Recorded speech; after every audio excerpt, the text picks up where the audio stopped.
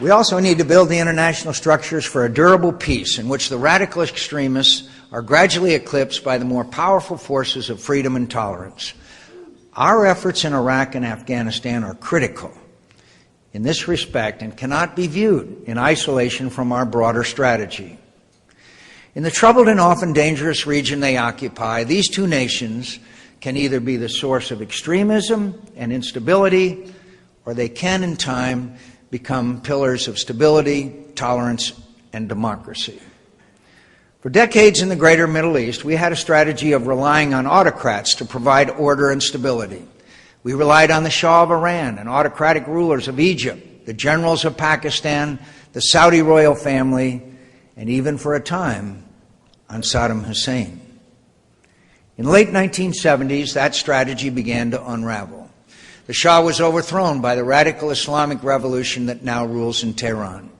The ensuing ferment in the Muslim world produced increasing instability. The autocrats clamped down with ever greater repression, while also surreptitiously aiding Islamic radicalism abroad in the hopes that they would not become its victims. It was a toxic and explosive mixture. The oppression of the autocrats blended with the radical Islamist dogmatic theology to produce a perfect storm of intolerance and hatred. We can no longer delude ourselves that relying on those outdated autocracies is the safest bet. They no longer provide lasting stability, only the illusion of it.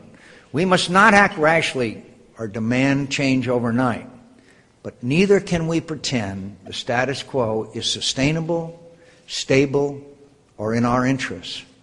Change is occurring whether we want it to or not.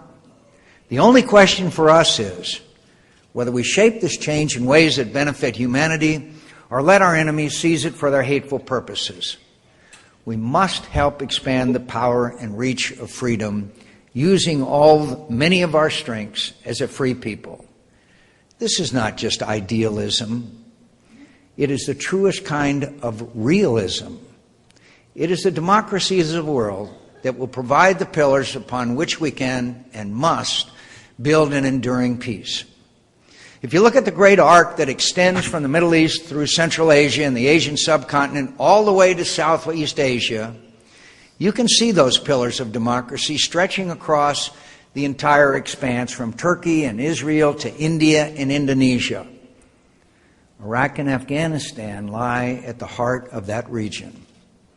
And whether they eventually become stable democracies themselves or are allowed to sink back into chaos and extremism will determine not only the fate of that critical part of the world, but our fate as well.